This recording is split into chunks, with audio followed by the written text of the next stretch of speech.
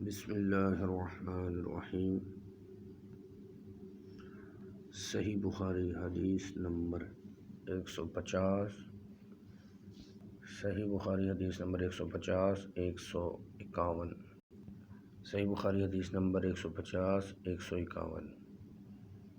صحیح بخاری حدیث نمبر 150۔ حضرت انس رضی اللہ تعالیٰ عنہ سے روایت ہے، انہوں نے فرمایا نبی صلی اللہ علیہ وسلم جب قضائے حاجت کے لیے نکلتے اور ایک اور لڑکا اپنے ساتھ پانی کا ایک برتن لے کر آتے، راوی حدیث ہشام کہتے ہیں یعنی رسول اللہ صلی اللہ علیہ وسلم اسے استنجا کرتے۔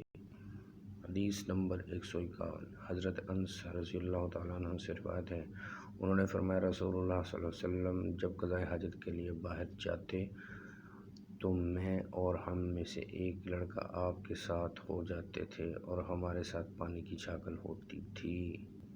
صحیح بخاری حدیث نمبر 150 151 150 151۔